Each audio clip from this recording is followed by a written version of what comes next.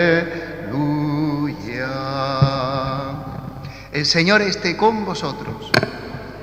Proclamación del Santo Evangelio según San Juan.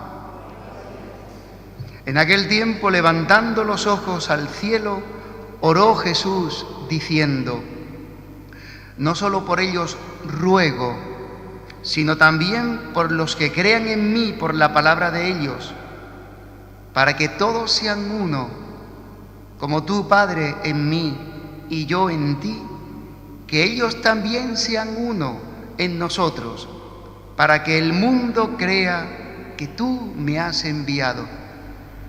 Yo les he dado la gloria que tú me diste, para que sean uno, como nosotros somos uno, yo en ellos y tú en mí, para que sean completamente uno, de modo que el mundo sepa que tú me has enviado y que los has amado a ellos como me has amado a mí.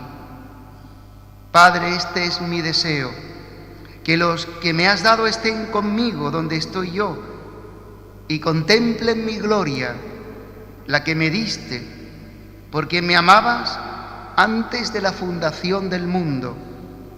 Padre justo, si el mundo no te ha conocido, yo te he conocido, y estos han conocido que tú me enviaste.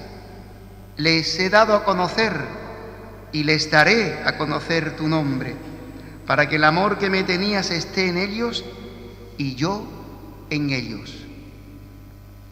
Palabra del Señor.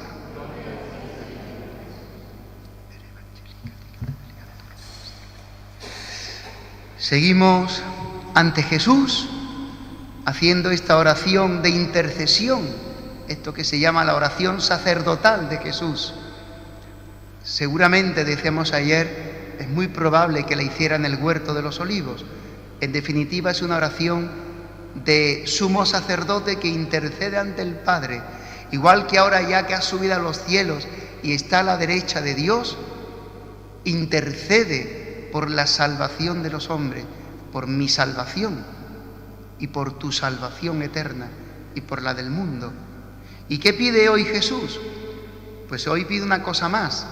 Ayer veíamos, y antes de ayer: Padre, que te conozcan a ti, el único Dios vivo y verdadero, y al que tú has enviado, Jesucristo. Que te conozcan, porque en esto consiste la vida eterna. Primera petición: Padre, que te conozcan a ti y a tu enviado. Segunda petición de ayer: santifícalos en la verdad. Y hoy pido una cosa más, que es muy importante, que vamos a ver esta tarde. Padre, que sean uno, como tú y yo somos uno, que también ellos sean uno en nosotros, que sean perfectamente uno, como tú y yo, para que el mundo crea que tú me has enviado. Esta característica de los discípulos forma parte de las notas esenciales de la Iglesia, que son 4, y que confesamos en el credo.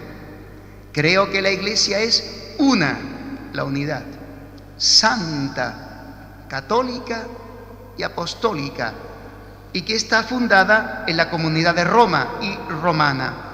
Una santa, católica, apostólica y romana. Esta es la Iglesia, esas son las características, se llaman las notas de la Iglesia.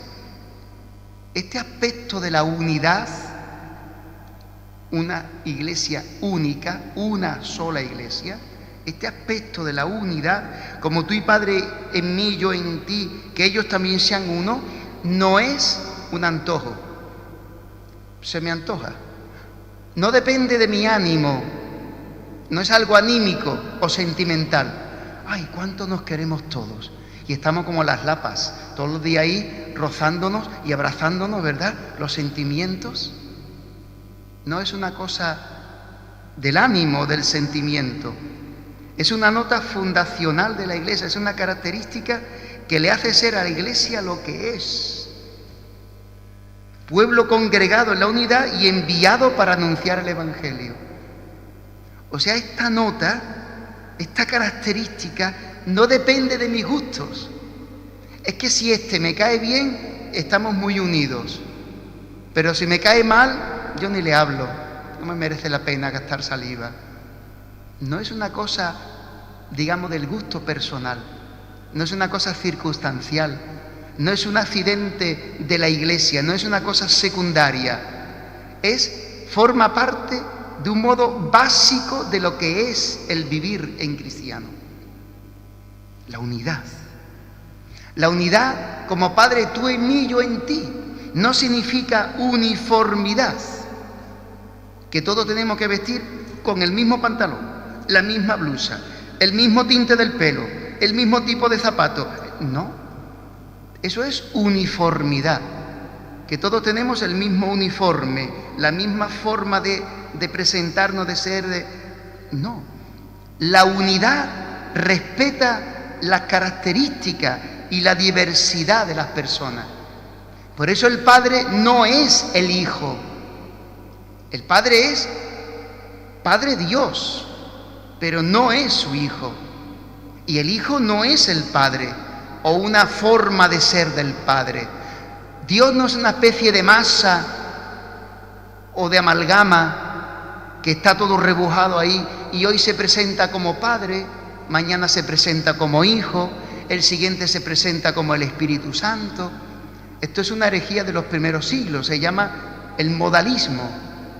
De modo que Dios es una cosa un poco rara y que aparece de vez en cuando pues como un Padre, a veces como el Hijo, a veces como el Espíritu, pero es una cosa sin personalidad.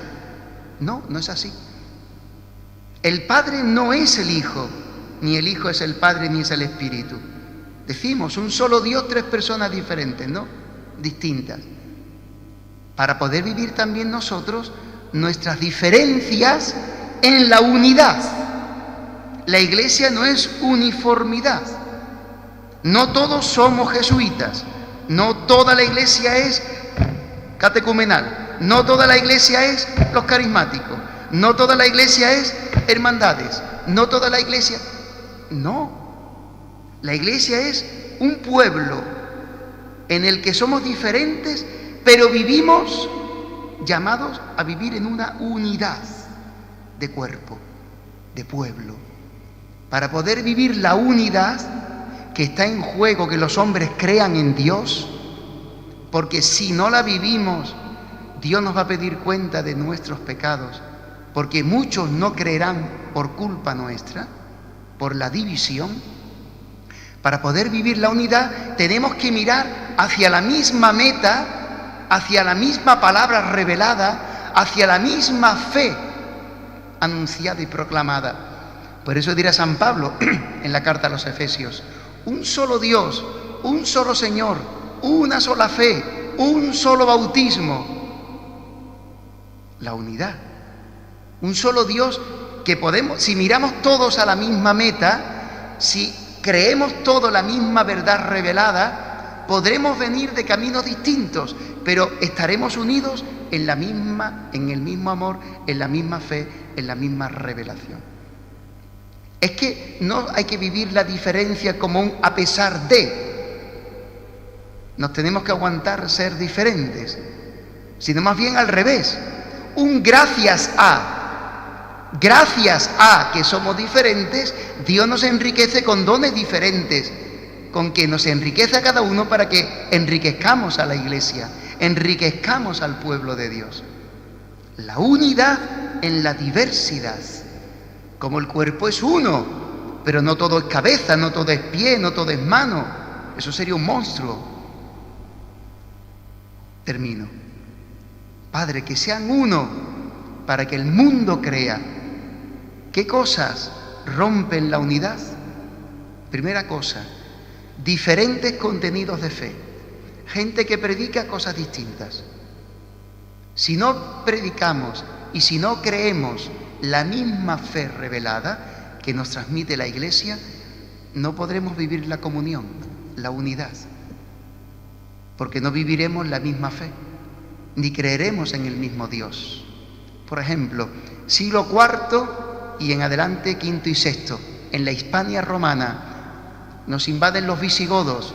Los visigodos son cristianos arrianos. Es una herejía. Esa no es la fe verdadera. Hasta los obispos eran arrianos. Increíble. Hasta los obispos no tenían la fe verdadera. Estaban equivocados. Porque el arrianismo dice que Dios es un solo Dios y por tanto una sola persona. Y Jesucristo no es el Hijo de Dios, de la misma naturaleza del Padre, sino que es un superhombre, un gran profeta, lleno del Espíritu de Dios, pero en definitiva una criatura humana. No es Dios. Eso no es verdad. Eso no es lo que ha revelado Dios. Si tenemos fe distintas, nunca podremos vivir la comunión. Ese es un ejemplo. Podremos poner muchísimos, infinitos. Unidad en el vivir, en el pensar, en el obrar, para que el mundo, viendo que vivimos lo mismo, pensamos lo mismo, actuamos del mismo modo, con la misma caridad, el mundo diga, como decían de los primeros cristianos: mirad cómo se aman, mirad cómo se aman, siendo diversos, unidos en el amor.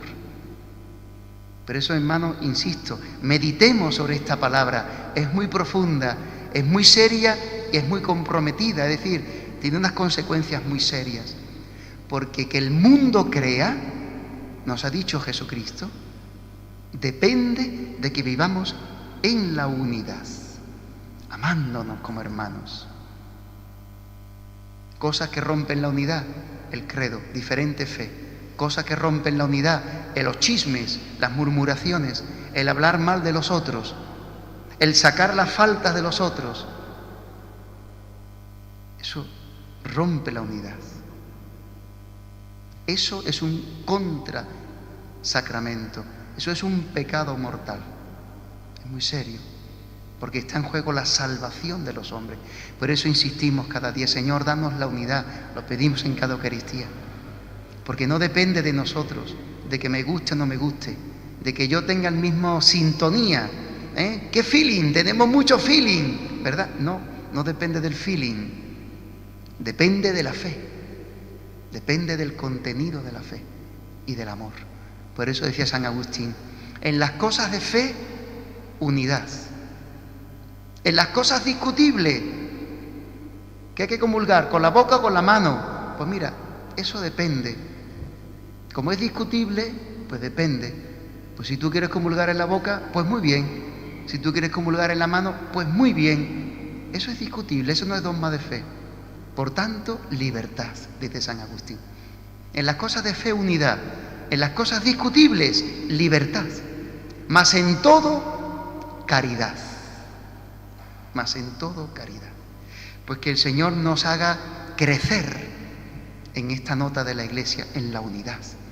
Sentirnos verdaderamente hermanos, porque miramos hacia el mismo bien, hacia la misma verdad revelada. Entonces ahí nos encontramos todos como verdaderos hermanos, y viéndonos así el mundo, así creerá, así se salvará.